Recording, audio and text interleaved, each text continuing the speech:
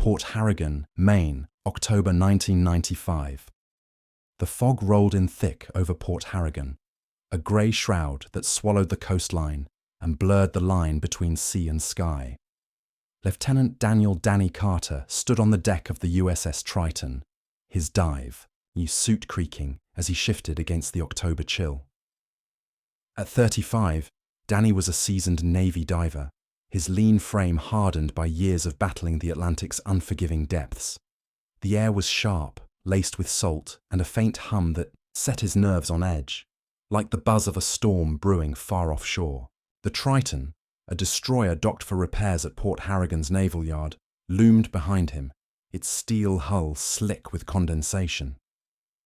Today's mission was routine. Clear a tangle of fishing nets and debris from the starboard propeller shaft, damaged in a recent nor'easter. But the fog felt alive, pressing against him, and Danny couldn't shake the sense that the sea was watching. He adjusted the straps of his oxygen tank, the familiar weight anchoring him. Around him, the dive team prepared. Petty Officer Ryan Miller, a wiry 23-year-old from Ohio with a quick grin. Seaman Sarah Collins, 26, all business as she checked her regulator. And Seaman Jake Larson, 19, the rookie, his eyes darting nervously to the water. Danny knew their types: Miller's bravado, Collins's precision, Larson's raw fear, and he trusted them to do their jobs. The Triton's deck was a hive of quiet activity, sailors moving through the fog like ghosts, their voices muffled. Captain Michael Reed approached, his broad frame bundled in a navy parka, his grey eyes sharp despite the weathered lines on his face. At 50, Reed was a career officer, his voice rough from years of shouting over wind and waves. But there was a warmth in his gaze that Danny respected. "You good, Carter?" Reed asked, clapping a hand on Danny's shoulder, the gesture heavy, with trust. "Good, sir," Danny replied, his voice steady through the mask dangling at his chest. He gave a thumbs up, more for the team than for Reed. Miller flashed a grin. Collins nodded curtly, and Larson gripped his flashlight like a lifeline. The fog thickened, curling around the ship's railings, swallowing the horizon. "Keep it tight down there," Reed said, his tone firm but edged with concern. "This fog's a bastard, but the water's calm. Don't take chances." "Aye, sir." Danny nodded, though his gut twisted. Not with fear, but with something deeper, an unease he couldn't name. The sea had always been his refuge, the place where the noise of his life faded. 10 years ago, his brother Tom, the better diver, had died off Virginia Beach, a faulty regulator stealing his breath while Danny watched, helpless. The guilt still gnawed at him, waking him at night with dreams of bubbles slowing, stopping. Diving was Danny's way of outrunning that memory, of proving he could face the deep and come back. But today, the water felt different, like it had a pulse. He pushed the thought away, focusing on the mission. The propeller shaft was choked, with nets and rusted wire, likely from a fishing boat lost in the storm. The Triton was due for deployment soon, and the Navy didn't tolerate delays. Danny glanced at his team. "Ready?" "Born ready, Lieutenant," Miller said, winking through his mask. Collins rolled her eyes. "Save the jokes, Miller. Let's move." Larson just nodded, his knuckles white around his gear. Danny led them to the dive platform, a metal grate lowered to the water's edge. The sea was flat, a slate-grey mirror, barely rippling despite the hum in the air. He checked his gear one last time. Regulator, tank, fins, knife, flashlight. His dive computer beeped softly, confirming depth and pressure. 60 feet down, maybe 70. A shallow dive, but the waters off Maine were murky, the currents unpredictable. He'd handled worse. The team stepped onto the platform, and Danny gave the signal. One by one, they slipped into the water, the cold hitting like a slap. Danny went last, letting the sea envelop him. The transition was familiar. A moment of weightlessness, then the pressure of the deep, wrapping him like a second skin. His flashlight cut a narrow beam through the green-black murk, illuminating particles, Suspended in the water, bubbles trailed from his regulator, the hiss of his breath the only sound in the void. At 20 feet, the Triton's hull came into view, a massive shadow looming above. Danny signaled, and the team fanned out, descending toward the stern. Unsolved. Water was colder than he'd expected, seeping through his suit's seams. His dive computer read 62 feet. The propeller shaft was just ahead, a dark silhouette tangled with ropes and metal. Carter, status. Reed's voice crackled through the comms, distorted but clear. Approaching the shaft, Danny said, his voice calm. He swam closer, his flashlight sweeping over the propeller. The nets were worse than he'd thought. Thick, knotted cords, woven with rusted wire and debris. A fishing boat must have gone down, leaving its refuse to choke the Triton. He pulled his knife from its sheath, the blade glinting in the beam. Miller's voice came through. Looks like a damn mess down here. Want me to start cutting? Hold position, Danny said. I'll take lead. Collins, Larson, check the hull for damage. Aye, Collins replied. Larson clicked his comm in acknowledgement. Danny began slicing through the nets, his movements precise. The cords parted easily, but the wire was stubborn, scraping, against his gloves. He worked methodically, ignoring the cold creeping into his bones. The sea was quiet, save for the faint hum of the ship's systems and his rhythmic breathing. But then, something shifted. A flicker of light caught his eye, not from his team's torches, but from deeper down, beyond the Triton's shadow. It was faint, blue, pulsing like a heartbeat. Danny froze, his knife hovering over a knot.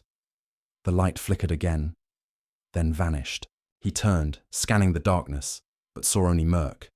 Reed, you see anything topside? He asked, keeping his voice even. Got a weird light down here. Negative, Reed replied. Water's clear up here. Just fog. Sure it's not. Your team. Danny glanced at Miller, Collins and Larson, their flashlights steady and accounted for. Not us. Probably plankton, Miller chimed in. Playing tricks. Maybe, Danny said, but he didn't believe it. The light was too focused, too deliberate. He shook his head, refocusing on the nets. The sooner they finished, the sooner they'd be out of this soup. The current shifted, a sudden tug at his fins. It wasn't strong, but it was wrong. Too sharp for these waters. Too directed. His dive computer beeped, warning of a pressure change. He checked the depth. 68 feet. They hadn't moved. The water shouldn't be pulling like this. Carter, you feel that? Collins's voice was tight. Current's picking up. Yeah, Danny said. Stay sharp. Let's wrap this up. He cut faster, severing a thick rope. The debris shifted, and a rusted fishing hook, the size of his hand, clattered against the shaft. His flashlight flickered, just for a second, then steadied. He cursed under his breath. Equipment glitches were the last thing he needed. Then the light appeared, again brighter, pulsing from the abyss below the ship. Danny's breath caught. It wasn't plankton. It wasn't a reflection. It was something. A shape moved in his peripheral vision, too large for a fish, too fluid for debris. He swung his flashlight, but the beam caught nothing. Carter, talk to me, Reed said, his tone sharper now. What's going on? It's not right, Danny said, his voice low. The current surged again, pulling at his legs. His comms crackled, static drowning out Reed's reply. The light pulsed, closer now, almost calling to him. He looked down, into the darkness below the Triton. The water shimmered, as if hiding something just out of reach. Something's here, he said, his words trailing off. The shadow moved again, closer, its edges indistinct but massive. His flashlight flickered, then died. The comms screeched, a high-pitched whine that made him wince. Carter! Reed's voice was faint, buried in static. Report! Danny opened his mouth to respond, but the current hit like a wave, dragging him down. The blue light enveloped him, cold and endless, and the sea went silent. Above, The team shouted into their comms, their voices frantic. Miller dove after him, but the water was empty. The fog thickened, swallowing the Triton's outline. Danny was gone. The deck, chaos erupted. Reed stood frozen for a heartbeat, his face pale, then roared into the radio. "Get divers in the water, now!" Miller and Collins were already suiting, up again, their hands trembling. Larson stood frozen, staring at the spot where Danny had vanished. "Lieutenant!" Miller shouted into his comm, diving back in. The water was still, the current gone as if it had never been. He swept his flashlight, but the beam caught only bubbles and silt. Collins joined him, her movements frantic. "Anything?" Reed's voice crackled. "Nothing," Miller said, his voice breaking. He's just gone." The fog pressed, closer, muffling their shouts. The sea held its secrets, and Danny Carter was one of them. Port Harrigan, Maine, October 1995. The fog clung to Port Harrigan like a curse, thicker now than it had been when Lieutenant Daniel Carter vanished beneath the waves. Captain Michael Reed stood on the bridge of the USS Triton, his hands gripping the railing, his grey eyes fixed on the grey sea below. The deck was alive with chaos, sailors shouting, radios crackling, the whine of sonar rigs cutting through the haze. An hour ago, Danny, the best diver Reed had ever known, had gone silent during a routine mission to clear the Triton's propeller shaft. His last transmission, "It's not right. Something's here," echoed in Reed's mind, a jagged splinter he couldn't dislodge.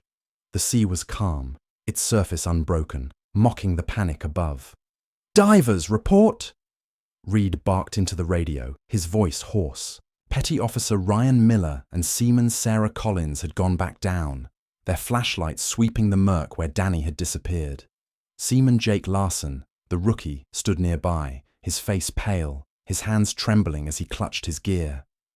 "Nothing, sir," Miller's voice crackled back, strained. "Just silt and nets. He's gone." "Keep looking," Reed snapped, though his chest tightened.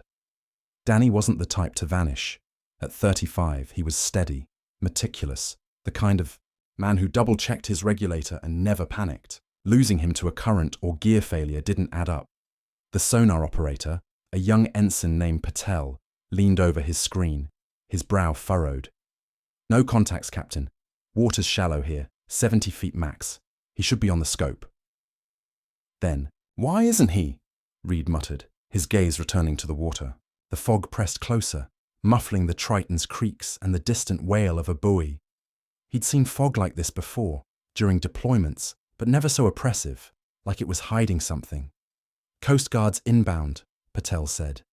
"ETA, 10 minutes. Reed nodded, his jaw tight. He'd called for backup the moment Danny's comms went dead, knowing the Navy alone couldn't cover the bay, but the clock was ticking. Divers lost in open water had hours, maybe less, before cold or oxygen ran out. Danny's tank was good for 40 minutes at depth. Time was slipping away. The search began as the fog refused to lift, turning the morning into a grey purgatory. Coast Guard cutters sliced through the bay, their horns low and mournful. Helicopters buzzed overhead, their spotlights useless against the haze. On the Triton, Reed coordinated the effort.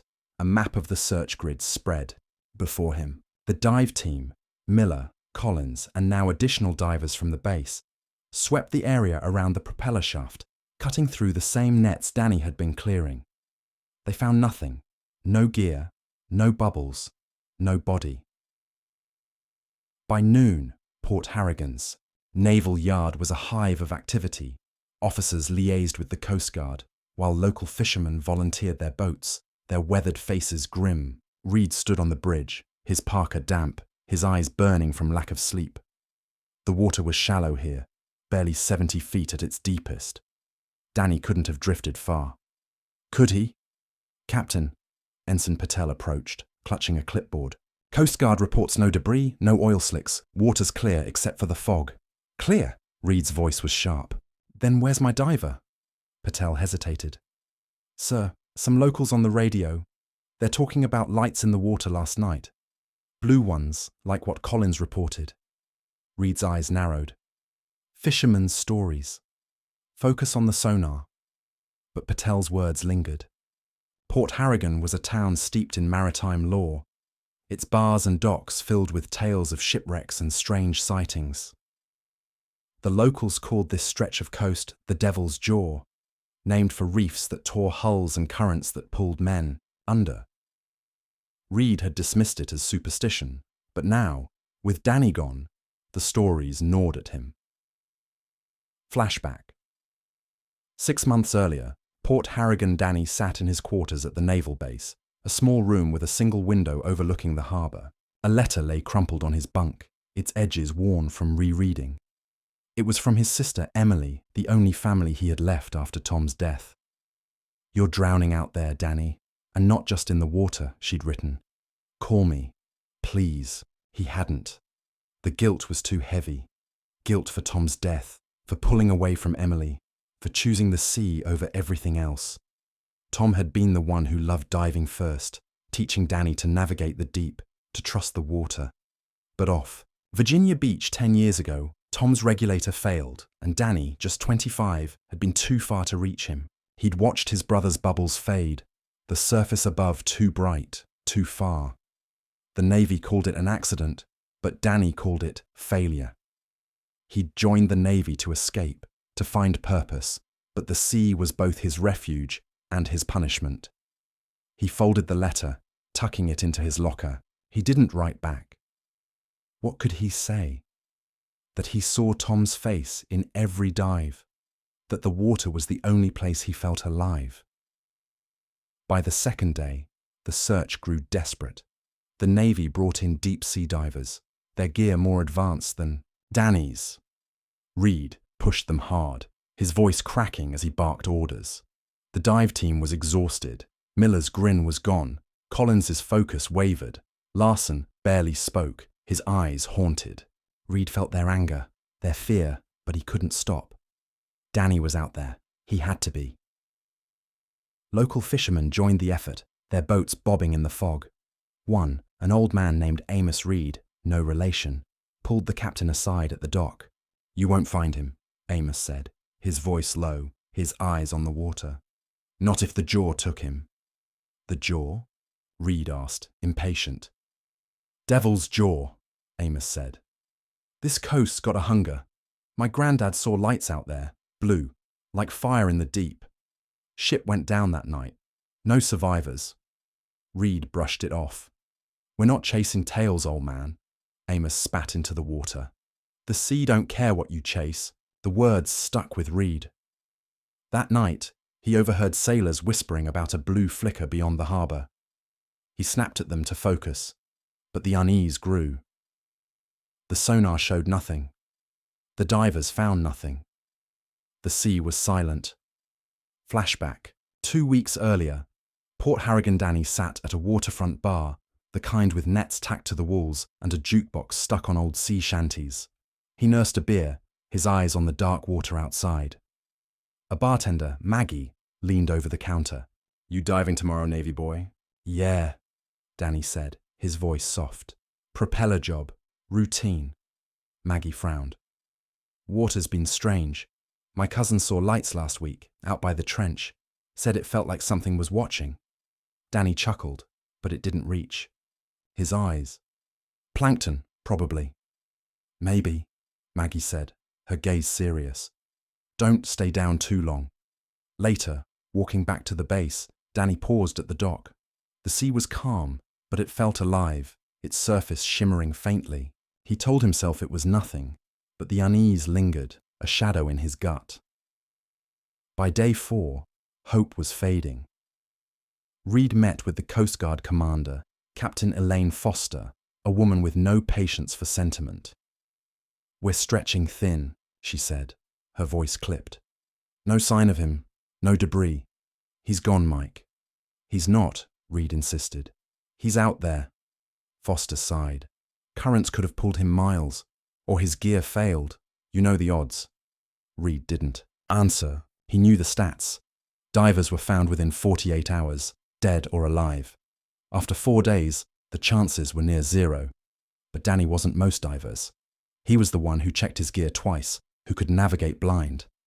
Something else had happened. That night, Reed walked to the dock, the fog curling around him. The water was black, reflecting nothing. He thought of Danny's face before the dive, the way he'd hesitated, staring at the sea. Reed had seen it, but said nothing. That silence felt like betrayal now. On day 7, the Navy called off the case. Reed stood before the team, his voice hollow. Lieutenant Carter is presumed lost. We did everything we could. Miller stared at the floor. Collins crossed her arms, her jaw tight. Larson looked away, his eyes wet. Reed felt their grief, but he had no words to offer. He drove to Emily's house, a small place on the edge of town. She opened the door, her face pale, her brown eyes red-rimmed. "You found him?" she asked, her voice breaking. Reed shook his head. "I'm sorry." She slammed the door, the sound echoing in the fog. Reed stood there, the weight of his failure heavier than the sea itself. The town whispered of lights in the water, of the devil's jaw. Reed ignored them, but deep down, he wondered if the sea had taken Danny for a reason it wouldn't share. Port Harrigan, Maine, July 2000. The Atlantic churned under a bruised sky, its waves slapping against the hull of the salty dawn. Eli Harper, 62, leaned over the side, his calloused hands hauling in the net with a rhythm born of decades, at sea. His weathered face, creased like old leather, was a fixture in Port Harrigan, as much a part of the coast as the gulls overhead. The morning was warm, but the air carried a bite, a warning of storms to come. Eli's deckhand, Tommy Walsh, a lanky kid barely out of high school, scrambled to help, his boots slipping on the wet deck. The net was heavy, heavier than it should have been, dragging like it was caught on something stubborn. "Damn thing's fighting me," Eli grunted, bracing against the winch. The motor groaned, pulling the net inch by inch. Tommy wiped sweat from his brow, his eyes wide. "Snagged on a reef?" Tommy asked, his voice cracking. Eli shook his head. "Too shallow for that. Junk, probably." But his gut said otherwise. The water had been strange lately. Fish scarce, currents shifting without reason. Port Harrigan's fishermen whispered about it at the docks, their voices low, as if the sea might overhear. Eli didn't hold with ghost stories, but he'd grown up hearing tales of the Devil's Jaw, the stretch of coast where ships vanished and men didn't come back. He'd always scoffed, but today the sea felt watchful. The net broke the surface, dripping and tangled with seaweed and twitching fish. Something glinted among the mess, metal, rusted, but unmistakable. Eli squinted, his heart stuttering. It wasn't a trap or an anchor. It was a diving tank, its Navy insignia faded but clear. USS Triton. Strapped to it was a harness, a regulator, and a cracked mask, all crusted with barnacles. Tommy let out a low whistle. "That's Navy gear." "Eli, old." Eli's mouth went dry. 5 years ago, a Navy diver had disappeared out here, Lieutenant Daniel Carter. The town hadn't forgotten, and neither had Eli, who'd joined the search boats in '95, scanning the bay for a man the sea never gave back. He knelt, brushing seaweed from the tank. Scratches marred the metal, not random but deliberate. Curved. Lines, sharp angles, like writing he couldn't read. They weren't English, weren't anything he knew. "Get the radio," Eli said, his voice low. "We're calling this in." Tommy hesitated, his eyes on the gear. "You feel that, Eli? Like something's off." Eli didn't answer. He felt it too, a prickle on his neck, like eyes in the distance. The water lapped against the boat, too still for the chop it had been moments ago. He stood, scanning the horizon. Nothing but grey sea and grey sky. Yet the sense of being watched didn't fade. Sheriff Laura Bennett sat at her desk in the Port Harrigan Sheriff's Office, a brick building squatting by the harbour. At 38, Laura was a local born and bred, her dark hair tied back, her green eyes sharp despite the stack of paperwork before her. The town was quiet most days, bar fights, lost tourists, stolen crab traps. But when Eli Harper's call came through, her coffee went cold. Diving gear, she repeated, phone pressed to her ear. You sure it's Navy? Clear as day, Eli's voice crackled. Got the Triton's logo. Found it 10 miles out near the trench. It's old, Laura. Rusted bad. Laura's mind raced. The trench was part of the Devil's Jaw, a deep gash in the ocean floor that made fishermen skirt wide. As a kid, she'd heard stories, lights in the water, shadows that moved wrong. In 1995, she'd been a deputy when Danny Carter vanished, helping coordinate search boats. The Navy had scoured the coast, but the sea gave nothing. Now this. I'm coming out, she said. Don't touch it more than you have to. She grabbed her jacket and badge, her boots loud on the linoleum. The office was empty. Her deputy, Sam Carver, was handling a vandalism call. Laura drove to the docks, the town waking around her. Fishermen unloading crates, shopkeepers opening shutters, gulls screaming. The air smelled of salt and diesel, familiar as her own pulse. Eli's boat was moored at the pier, its hull weathered, but proud. He stood on the deck, arms crossed, his grey beard flecked with spray. Tommy hovered nearby, looking like he wanted to bolt. The diving gear lay on a tarp, a sad pile of metal and rubber. Laura climbed aboard, her eyes on the tank. The Triton's insignia was faint, but unmistakable. Her stomach twisted. This was Danny's gear, or close enough. Caught in your net? She asked, kneeling by the tarp. Yup, Eli said, like it was waiting to be found. But look here. He pointed to the scratches, deep, precise, forming patterns like a code. Not English, not anything Laura recognized. They reminded her of old carvings she'd seen in a history book, but sharper, almost alive.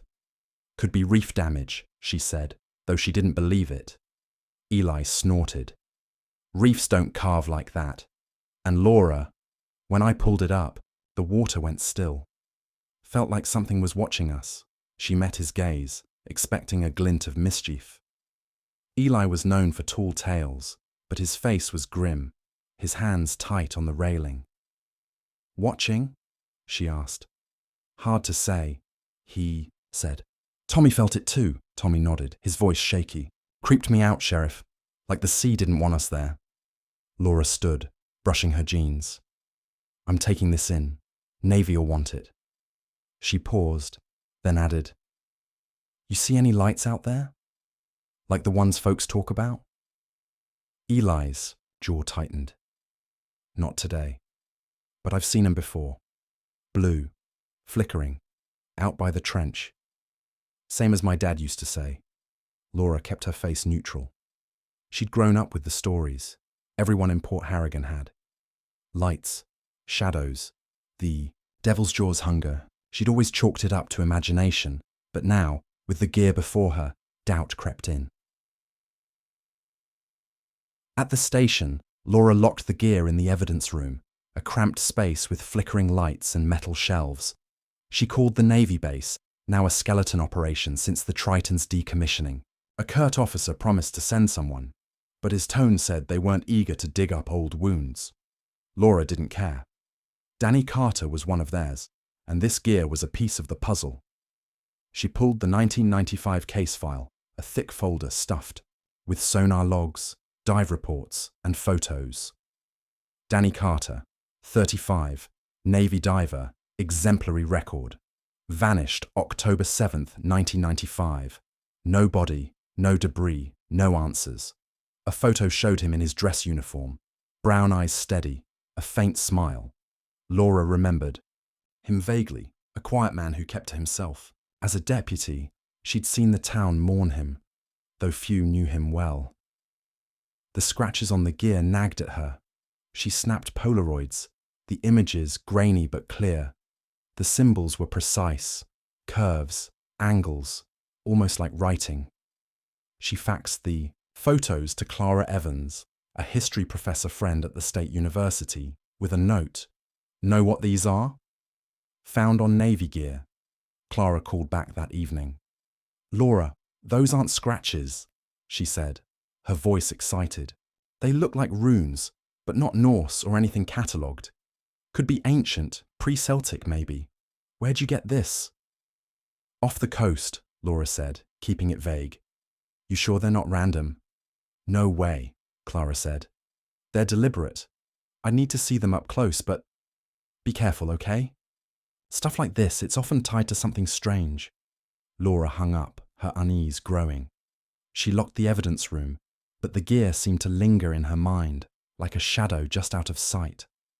Driving home, the town was quiet under the summer dusk.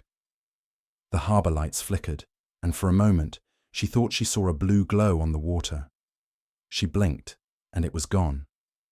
That night, Eli sat at his kitchen table, a whiskey bottle unopened before him. The gear had shaken him more than he'd admitted. He'd seen storms come from nowhere, fish swim in circles, but nothing like today. When he'd pulled the net, the water had gone still, like it was holding its breath. That feeling of being watched hadn't left him. He thought of his father, who'd told stories of the devil's jaw.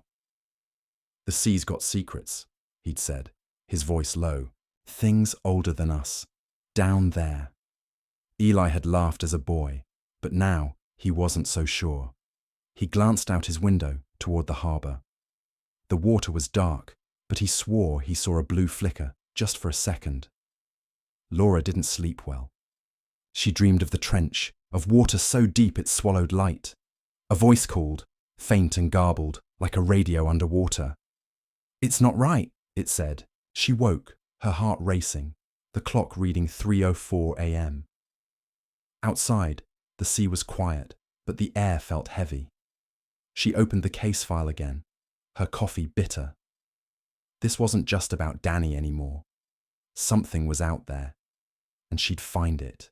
Port Harrigan, Maine, July 2000. The horizon sliced through the Atlantic, its engines a low rumble beneath the deck where Sheriff Laura Bennett stood, her hands gripping the railing.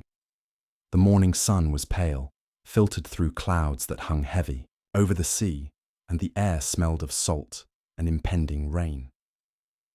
10 miles from Port Harrigan, the trench known as the Devil's Jaw waited, a deep scar in the ocean floor that had haunted the town since Laura was a girl. 4 days ago, fisherman Eli Harper had pulled Danny Carter's rusted diving gear from these waters, its strange runes sparking a mystery that refused to let Laura rest. She wasn't a diver, but she was here, chasing answers to a 5-year-old. Disappearance that felt alive, urgent, and wrong. Dr. Evelyn Walsh sat in the ship's command center, her laptop open to sonar scans of the trench. At 48, Evelyn was a marine archaeologist with a reputation for tackling the impossible, her grey-streaked hair tucked into a messy bun, her blue eyes sharp behind glasses. The scans showed jagged walls and a murky floor, but something else, a shape, too regular to be natural, buried in the silt. This isn't a wreck, she said, her voice low, almost to herself. It's too structured. Captain Michael Reed, retired but commanding as ever, stood beside her, his broad frame tense. His grey eyes, shadowed by the loss of Danny in 1995, scanned the screens. You think it's tied to the gear? He asked, his voice rough. Evelyn nodded. The runes on the tank don't match any known script. If they're down there on this thing, it could explain what happened to Carter. Laura stepped inside, her sheriff's jacket damp from sea spray. A building? In the trench? Not a building, Evelyn corrected. A structure. Could be ancient, could be something else. We need to see it. Laura's stomach twisted.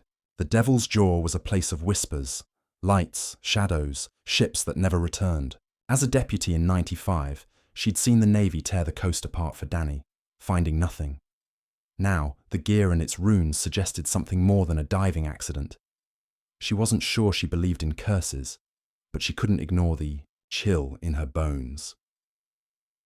The dive team, Mark Grayson and Jenna Torres, experienced divers from Evelyn's university contacts, prepared on the deck. Mark, 30, was calm, his movements precise as he checked his gear. Jenna, 28, was quieter, her eyes darting to the water. Reed had vetted them, but Laura saw their tension. This wasn't a research dive, it was a reckoning. Reed briefed the team, his voice clipped. Stay on the grid. Keep comms open. Anything feels off. Currents, lights, anything. Use signal and surface. No heroics. Mark nodded. Got it, Captain. Jenna adjusted her mask, her voice soft. Let's just do this. Laura would stay topside, monitoring the comms with Evelyn. Reed would oversee the operation, his experience a lifeline. The Horizon was equipped with sonar and underwater cameras, but the trench's depth, nearly 200 feet, made it a challenge. Laura stood at the railing as the divers suited up, her heart pounding. She thought of Eli's words. The sea was watching us. She pushed it away, focusing on the task. The divers descended, their lights fading into the green-black water. Laura sat by the comms, Evelyn at the sonar, Reed pacing. The sea was calm, the clouds thinning, but the air felt heavy, charged. Mark, status, Laura said into the headset. At 50 feet, Mark's voice crackled back. Visibility's low, but we're on track. Evelyn's eyes were glued to the sonar. The shape was clearer now, a massive rectangular form, half buried in the trench's floor. It's huge, she said. 100 feet long, maybe more. Laura gripped her coffee mug, her knuckles white. Mark, you seeing anything? 70 feet, Mark said. Just silt and rocks. Wait, something's there. Stone maybe? Jenna's voice cut in, tense. It's a structure, big, like a wall. Runes all over it, like on the gear. Laura's breath caught. Get the camera on it. Trying, Mark said. But my light's flickering. Gear's acting up. Reed stopped pacing, his face pale. Tell them to stay together. Before Laura could relay the order, a low hum vibrated through the ship, not from the engines, but from the hull itself. Evelyn frowned, checking the sonar. That's not us, she said. Something's interfering. The comms screeched, static piercing Laura's ears. Mark, Jenna, report, she said. Mark's voice came through, strained. At 90 feet, it's not just a wall, it's a dome, huge. Runes are glowing, blue. Glowing? Evelyn asked, her pen frozen. Yeah, Mark said, and the water's moving like a pulse. Laura's mind flashed to Danny's last transmission. Something's here. Stay sharp, she said. Get footage and get out. The sonar blipped, the structure's outline sharpening. Then Jenna's voice, sharp with panic. Something's moving. Shadow big to the right. Calm down, Reed snapped. Describe. It. Not a fish, Jenna said, her breath ragged. It's fluid, like smoke. It's gone, but my comm's cutting out. The hum grew louder, the ship's lights flickering. Laura's mug slid across the console, stopping at the edge. Mark, status, she said, her voice tight. No answer. The sonar showed 2 blips, then 1. Evelyn gasped. Jenna. She's gone, Reed cursed, slamming his fist on the console. Pull him up, now! Laura hit the comms. Mark, surface immediately. Do you copy? Static. Then Mark's voice, faint. Can't. Current's too strong. It's pulling me. The comms screeched again, but a voice broke through. Not Mark's. Low, garbled, like it came from the deep. It's not right. Something's here. Laura froze. It was Danny's voice, the same words from 1995. Reed's face drained of colour. Evelyn stared at the comms, her hands trembling. Mark, get out! Laura shouted. The sonar blip flickered, then steadied. A figure broke the surface, Mark, gasping as he climbed aboard. His face was pale, his eyes wide. It's alive, he said, collapsing on the deck. The structure, it's not stone. It's moving. Laura looked at Reed, then Evelyn. Jenna was gone, like Danny. The trench was no accident site. It was something else. Flashback. September 1995. Port Harrigan, Danny Carter sat in his quarters, his journal open on the desk. His handwriting was jagged, the pen shaking in his hand. "The water's different now," he wrote. "Not just currents. It's alive, waiting. Last dive, I heard something. Whispers, not my team. From below." He'd noticed it weeks ago, a hum in the water, shadows moving against the current. He'd told Captain Reed once after a maintenance dive, but Reed brushed it off. "Fatigue," he'd said. Danny didn't push. He knew how it sounded. The journal was his safe place, where he admitted the truth. The sea was changing, and it scared him. He sketched a rune from his dreams, curved, sharp, glowing blue. He closed the book, locking it away. The Triton dive was soon. He told himself it was nothing, but the whispers lingered. On the horizon, silence settled. Mark sat wrapped in a blanket, his hands shaking. Reed questioned him, his voice gentle but urgent. "What did you see?" "It's not a ruin," Mark said. "It's pulsing like it's breathing. And that shadow, it knew we were there." Laura thought of the gear, the runes, Eli's warning. "We need to go back," she said, "for Jenna." Reed shook his head. "Not today. We've lost enough." Evelyn closed her laptop, her face grim. "Those runes, they're part of something bigger. We need to study this." Laura looked at the water, the trench hidden below.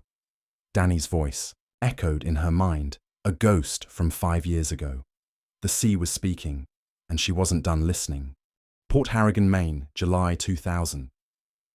The horizon limped back to Port Harrigan, under a sky heavy with dusk, its deck silent save for the creak of wood and the low hum of the engine.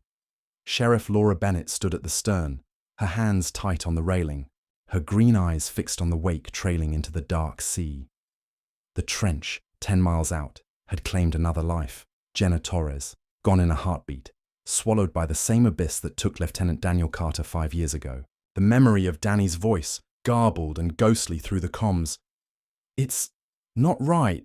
Something's here," clawed at Laura's mind. The structure they'd found, a massive dome pulsing with blue runes, wasn't just a relic.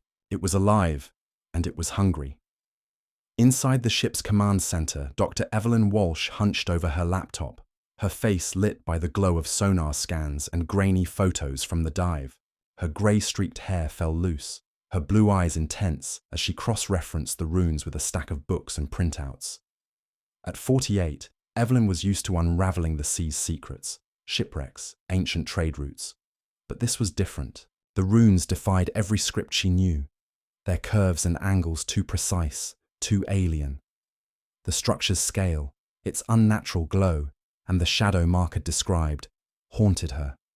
She wasn't a superstitious woman, but science was bending under, the weight of what they'd seen. Captain Michael Reed sat across from her, his broad shoulders slumped, his grey eyes distant. The loss of Jenna, following Danny's disappearance in 1995, had carved new lines into his face, aging him beyond his 50 years. He hadn't spoken since Mark surfaced, his silence heavier than the sea's pressure. Laura watched him through the window, her chest tight. Reed had led the search for Danny, pushing past reason, and now history was repeating itself. She needed him sharp, but he was unraveling. "We can't go back," Reed said finally, his voice rough, like gravel under boots. "Not after Jenna." Laura stepped inside, her boots loud on the metal floor. "We don't have a choice, Captain. That thing down there took Danny, took Jenna. We can't walk away." Evelyn looked up, her eyes sharp. "She's right. I've been digging into the runes. They don't match any known culture, Norse, Celtic, nothing.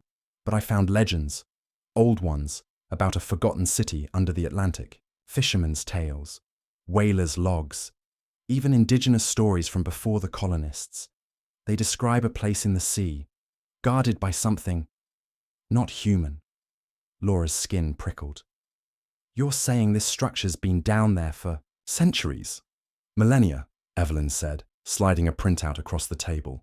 It was a page from an 18th century whaling log, the ink faded but legible. Lights in the deep, blue as stars, moving like they had a mind. 2 men lost, their cries heard after they sank. The sea takes what it wants. This was written in 1783, near the Devil's Jaw. Laura read it, her pulse quickening. She thought of Eli Harper's unease, of the runes on Danny's gear. This city, it's tied to the disappearances. Evelyn nodded.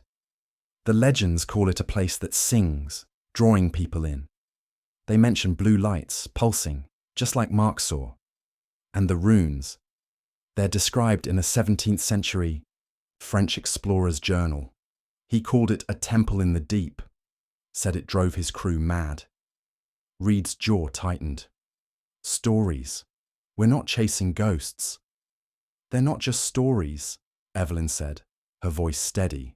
The runes on the gear, the structure, they're real. We need to go back, document it. No, Reed said, his voice sharp. I won't lose more people. I lost Danny because I didn't. He stopped, his hands clenching into fists. Laura leaned forward. Didn't what? Reed's eyes dropped to the table, his silence heavy. After a moment he spoke, his voice low. Danny came to me, weeks before he vanished, said he'd seen lights on dives, blue, moving, heard whispers, in the water, not from the team. I thought he was burned out, maybe cracking. Told him to rest, didn't follow up. He looked up, his eyes raw. If I'd listened, he might be alive. Laura's chest tightened. She'd read Danny's file, steady, reliable, not the type to hallucinate. Reed's dismissal must have cut deep. You couldn't have known, she said, but the words felt thin. I should have, Reed said. And now Jenna's gone. I can't do this again. Evelyn's voice was gentle, but firm. Captain, we're not asking you to dive, but we need to understand what's down there. If we don't, it'll take more. Laura nodded. I'm calling the Navy. They need to know. Reed shook his head. They won't fund another dive, not after Jenna. They'll bury it, like they buried Danny's case. Then we go without them, Laura said, her voice hard. This is my town. I'm not letting it happen again. Flashback. August 1995. Port Harrigan. Danny Carter sat at his desk, his journal open, his pen trembling. The voices are louder. Now, he wrote. Not words, but they're calling. Saw the light again, deeper. It's not natural. I told Reed, but he thinks I'm losing it. Maybe I am. The lights had started months ago, faint at first, during routine dives. A hum in the water. Shadows that didn't belong. He'd stopped telling the team after Reed's dismissal, but he couldn't ignore it. His dreams were filled with a dome, in the deep, runes glowing blue, a shadow circling. He sketched a rune, his hand shaking, curved, sharp, like the ones he'd seen in his sleep. He locked the journal in his drawer, his heart racing. The Triton dive was coming. He told himself he could handle it, that the sea was just the sea, but he knew better. Back in Port Harrigan, Laura drove to the sheriff's office, the town quiet under the summer night. The harbour lights flickered, and she thought of Eli Harper's words. Blue lights, out by the trench. She'd checked on him earlier, finding him at his cottage, whiskey in hand, his face grim. Folks are seeing lights again, he'd said. Same as 95. You diving out there, be careful. At the station, Laura found a fax from Clara Evans, her history professor friend. The runes are unlike anything catalogued, Clara wrote. Possibly pre-human. Be cautious. Laura's unease grew. She called the Navy, reaching a curt officer who promised a review but warned against stirring up old grief. She hung up, her resolve hardening. The Navy could drag its feet. She wouldn't. She met Evelyn and Reed at a diner the next morning, its windows fogged from the sea air. The place smelled of coffee and fried fish, the jukebox humming faintly. Laura laid out her plan. An unauthorized dive, funded by Evelyn's grants and Laura's savings. Mark Grayson, despite losing Jenna, agreed to dive again. I saw it, he told her, his voice steady. I need to know what it is. You're crazy, Reed said, his coffee untouched. The Navy'll have your badge. I don't care, Laura said. Danny, Jenna, the others. That thing's not done. You in or not? Reed stared at her, then sighed. I'm in, but we do it my way. Tight. Safe. Evelyn nodded, her laptop open to a new file. I found another reference, a 16th century Spanish log.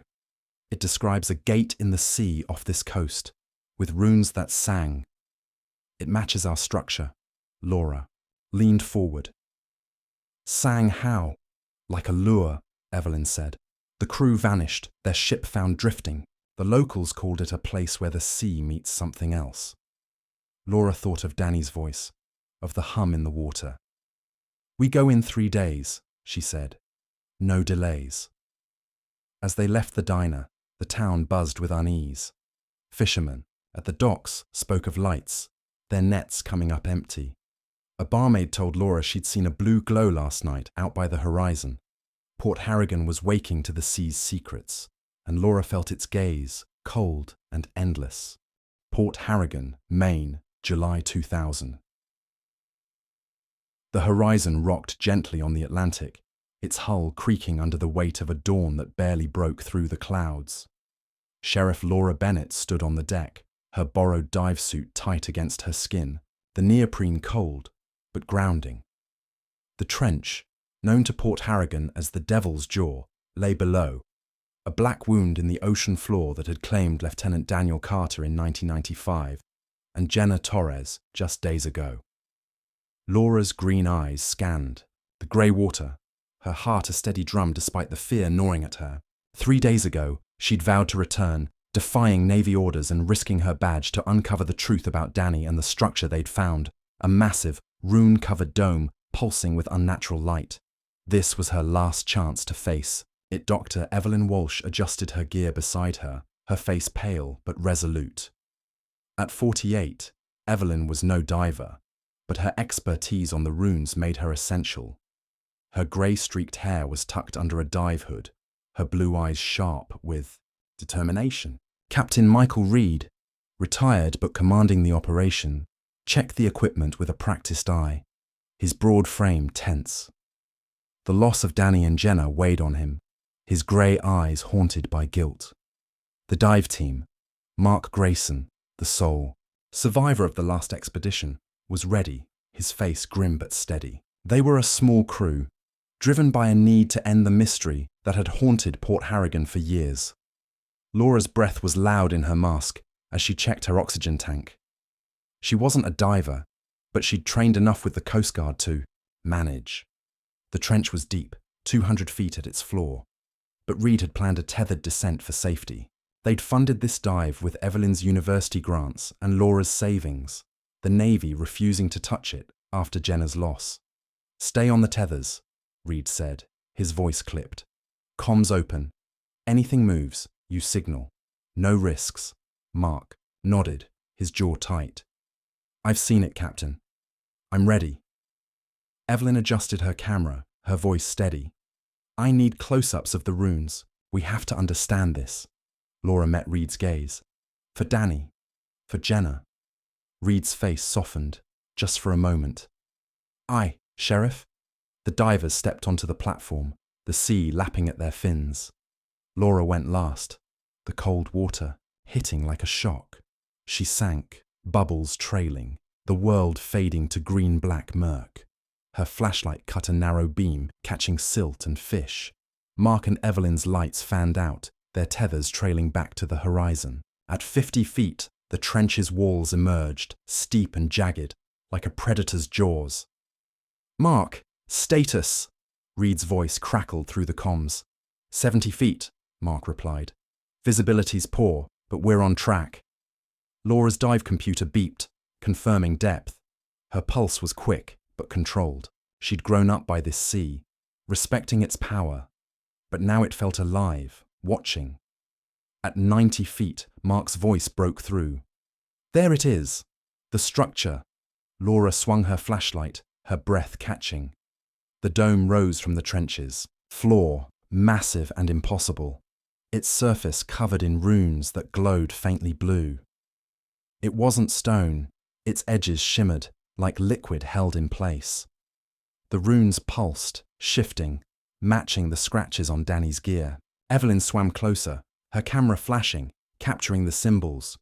"It's alive," Evelyn said, her voice awed. "Hundreds of feet across. This isn't a ruin." Laura's skin prickled, not just from the cold. The water hummed, a vibration, in her bones. Her flashlight flickered. "Stay close," she said. "Let's find what we came for." They fanned out, tethered but cautious, their lights sweeping the structure. Mark's voice crackled. "Got something. Metal. In the water." Laura swam toward him, her beam catching a glint. Her heart stopped. A dive suit, navy issue, hung suspended, perfectly preserved, as if held by an invisible hand. The mask was intact, the tank gleaming, unlike the rusted gear Eli Harper found. The name stenciled on the harness read, "Carter D." "It's Danny's," Laura whispered, her voice shaking. Reed's voice came through, urgent. "Confirm, Sheriff." "It's his suit," Laura said. "But it's clean, like it's been here days, not years." Evelyn's camera flashed, her voice tense. "This is impossible. The corrosion—" Her words cut off as the hum grew louder, the water pulsing like a heartbeat. The runes flared, blinding. Laura's comm screeched, static drowning Reed's voice. A shadow emerged from the structure's base.